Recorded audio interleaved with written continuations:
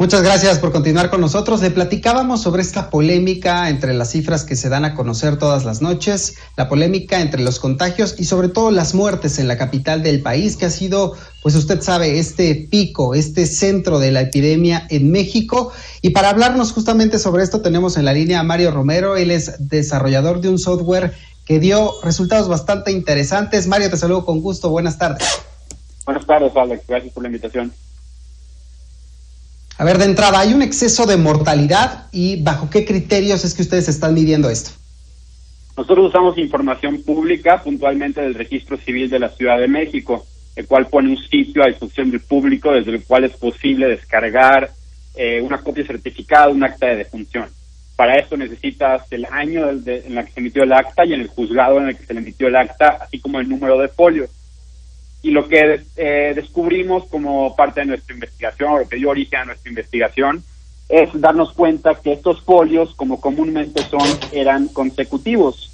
Pero lo interesante es que el primer folio, el primer acta que se emite cada año para cada juzgado, es el folio 1, y consecutivamente 2, 3, 4, 5, 6, hasta llegar al final del año. Entonces, lo que nos dimos cuenta es que si podíamos determinar cuál era el número más alto de folio para cada juzgado, y sumábamos todos estos números, lo que teníamos era una aproximación muy, muy cercana al número total de actas de defunción emitidas y, por lo tanto, el número de defunciones. Y bueno, pudimos validar este modelo con los datos oficiales que tenemos en México, que son los que publica el INEGI únicamente. Y tenemos hasta 2018, entonces corrimos este software, como indicas, para 2016, 2017, 2018, y vimos que la diferencia entre lo que arrojaba nuestro modelo y los datos oficiales del INEGI era en todos los casos menor al 0.6%. En el año 2019 vemos que el comportamiento de 2019 es muy parecido a 2016, 2017, 2018. Entonces tomamos eso para sacar un promedio y eso es lo que esperaríamos tener como fallecimientos para este año. Sin embargo, como vemos los datos de este año, como te decía, de Registro Civil, nos damos cuenta que para abril ya estamos viendo en la Ciudad de México un incremento en 37% con respecto a lo esperado. Luego, para mayo, nuestro análisis concluyó el 20 de mayo, pero hicimos una extrapolación para los últimos 10 días, y ahí lo que estamos viendo es un aumento en 120% en el número de defunciones esperadas, es decir, más del doble. Sí, de hecho estaba revisando los gráficos que publicaron en esta investigación de la revista Nexos y me llama mucho la atención porque en efecto 37% al promedio de los 4 años anteriores solamente para el mes de abril y para el mes de mayo, según esta proyección, 120% al promedio de los años previos a través de estas actas. En esta información que ustedes lograron obtener con datos oficiales, además, ¿cuáles son otras características que encontraron en esta variación? Pues lo otro que pudimos comparar fue estas defunciones, este exceso de mortalidad total para lo que va del año, que sumado es 80,072, y es todo concentrado, como puedes ver en las gráficas que comentas, Joely, están todos en abril, en mayo, incluso en febrero lo que vemos que hay menor muertes de lo que sería esperado por promedio para 2020. Pero si sumamos abril y mayo, entonces, el exceso de mortalidad, y esto es sin ninguna proyección, nada más hasta los datos oficiales que tenemos hasta el 20 de mayo, vemos 8,072 muertes en exceso. Luego comparamos eso con los datos oficiales que se tenía de la Secretaría de Salud hasta el 22 de mayo, con fecha de defunción, en cualquier fecha hasta el 20 de mayo. O sea, el acumulado de todos los fallecidos que había reportado la Secretaría de Salud hasta el 20 de mayo con confirmación, y no solo con confirmación o sospechosos, que son otros casos que publica en la base de datos, que son casos que recibirán después probablemente un resultado de la prueba. Sumadas estas dos categorías de la base de datos de la Secretaría de Salud, estamos un poquito arriba de 2,000 en la Ciudad de México. Entonces, comparando esas dos cantidades, 2,000 contra 8,000, lo que vemos es que hay 4 veces más exceso de mortalidad que no está explicada por los confirmados y confirmados sospechosos de COVID de la Secretaría de Salud. Mario, pero todas estas muertes, este exceso de muertes, ¿son por coronavirus? Es imposible determinar qué porcentaje, dado el análisis que hicimos, qué porcentaje sería por coronavirus. Es de esperarse que una proporción de ellos efectivamente sea por coronavirus, y otra proporción también pudiera ser por lo que se ha denominado en otros países muertes indirectas. Podría ser gente que tiene otros padecimientos que no están siendo atendidos por sobresaturación del sistema hospitalario o por temor a acudir a recibir atención médica y contagiarse de COVID. Entonces no podemos determinar que todos son de COVID, pero sí podemos hacer una inferencia que todos están relacionados a la situación que estamos pasando, a esta epidemia, ya sea directa o indirectamente. Y con base en estas actas de defunción que pudieron observar, ¿tienen un registro que de verdad pueda ser compatible con los datos oficiales que se están dando a conocer? Porque aquí en las mesas de trabajo escuchamos de repente que el número que reportan los gobiernos estatales o que reportan las empresas que se dedican a servicios funerarios no coinciden necesariamente con las estadísticas que se dan de manera formal a través del sistema de salud respecto a los muertos por COVID. Tampoco son consistentes las cifras de violencia, porque siempre hay una cifra que reporta el sistema de seguridad, siempre da una cifra mensual, pero mucho se habla de la cifra negra de fallecidos en los estados por violencia.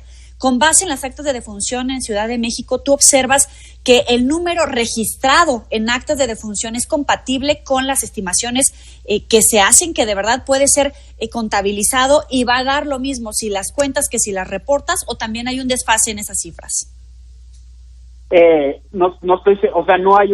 No tenemos un mecanismo para estimar cifra negra en el país con el modelo actual de la Secretaría de Salud.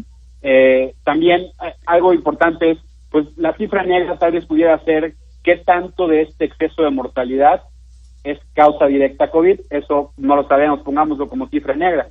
Sin embargo, poder determinar que hay este exceso de mortalidad, eso es datos oficiales y datos claros.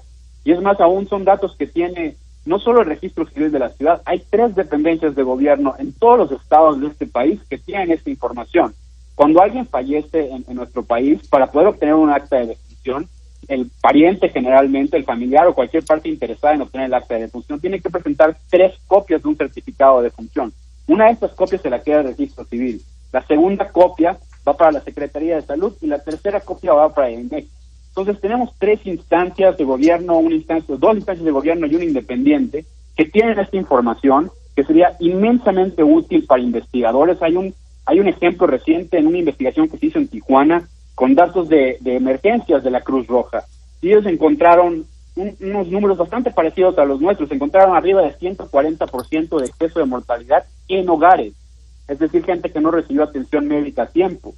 Entonces, esta base de datos que tienen 3 instancias de nuestro gobierno y no han considerado pertinente liberar, sería una fuente de información importantísima para entender nuestro estatus actual de la epidemia y para posiblemente realizar investigaciones que nos ayuden a determinar si, por ejemplo, la gente que está muriendo en casa es porque no tiene acceso a servicios de salud a tiempo o porque no quisieron acudir. O sea, hay una gran cantidad de información que puede ser analizada, que podría ser inmensamente útil y que yo sinceramente no entiendo por qué estas instancias no han considerado pertinente liberar para su análisis.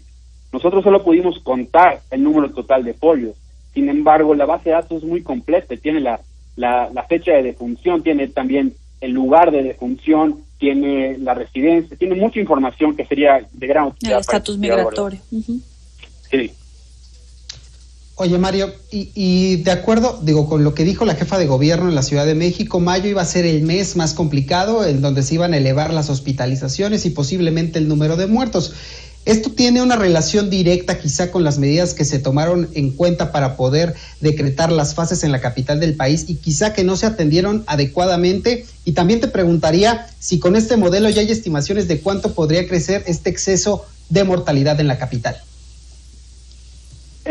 No, desafortunadamente con el análisis que hicimos nosotros no tiene la suficiente granularidad para siquiera determinar si ya estamos en el pico o post-pico, porque estamos haciendo cortes mensuales y eso, pues, como ustedes saben, no permite vislumbrar a buen detalle si están acelerando o desacelerando los casos de fallecimientos.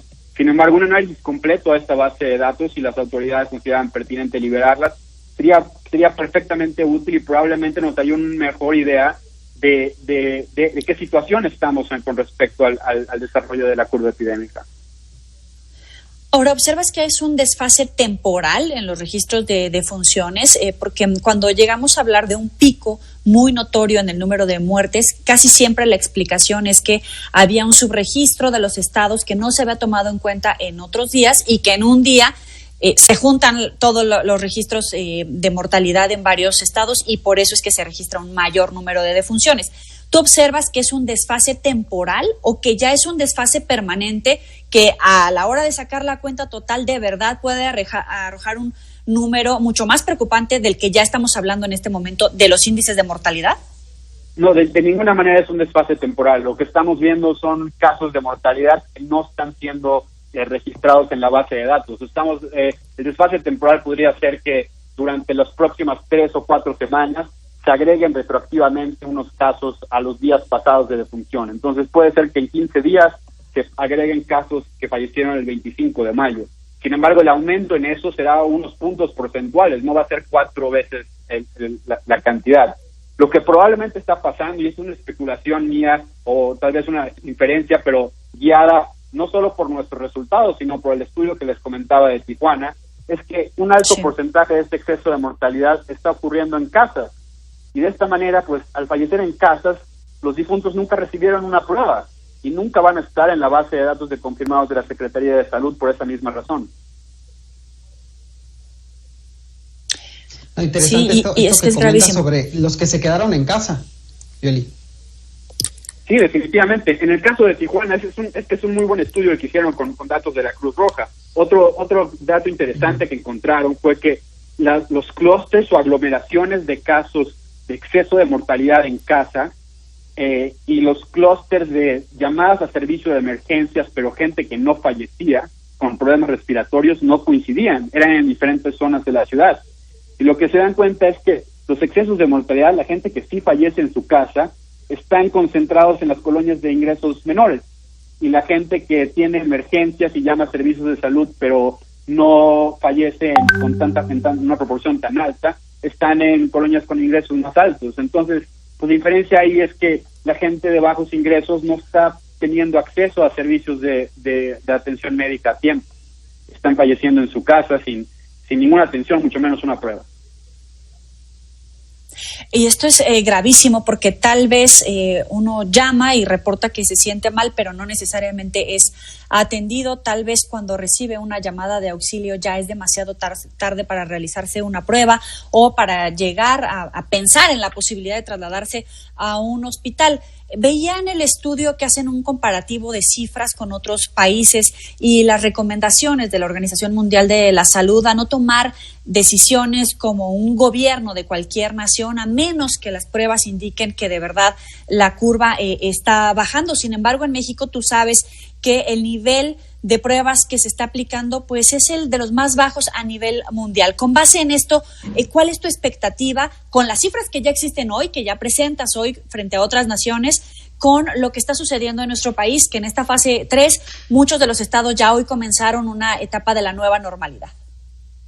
Sí, como comento, hacemos la comparación de la proporción de exceso de mortalidad, porque vale la pena recalcar que el exceso de mortalidad, este término, se da en todos los países. En el mejor de los casos de administración de esta epidemia sucede. Entonces, comparamos, por ejemplo, Alemania. En el caso de Alemania, el 97% de su exceso de mortalidad está contabilizado dentro de los decesos oficiales de COVID. Francia está en el 93%, Bélgica en el 87%, España está en el 71%, México está en el 25%. Entonces, esta proporción tan baja es pues de esperarse dada la estrategia de hacer tan pocas pruebas, solo hacer pruebas en casos severos, que es pues una estrategia diferente a la que han tomado otros países en Europa, en Asia, en este mismo continente. O sea, no es necesariamente que lo estemos manejando mejor, sino que tal vez por este subregistro o incluso a través de las pruebas y que no se está detectando en realidad la dimensión del problema, es por eso que nada más tenemos ese 25%. El 25% no es bueno, indica que tenemos un 75% de mortalidad que no está explicado. O sea, lo que quisiéramos tener es algo más cercano a Alemania, que dice, bueno, el 97% del exceso de mortalidad está explicado por casos COVID. Entonces ahí se hicieron pues pruebas correctamente a toda la población sospechosa de infección. Claro. Y bueno, han encontrado quiénes eran los infectados, seguramente les ha ayudado a llevar un mejor control. Pero en el caso del país, pues sí, tenemos un subregistro evidente, aceptado por nuestras autoridades como una estrategia decidida a tomar. Bien. Mario Romero, si te parece, platicamos en unas semanas sobre cómo avanza esta tasa, este exceso de mortalidad en la capital del país, y si vemos que hay esta replicación quizá en algunas otras entidades de nuestro país. Claro que sí, Alex, con mucho gusto, Joely, muchas gracias por la invitación. No, gracias a ti por este trabajo de investigación. Muy buena tarde.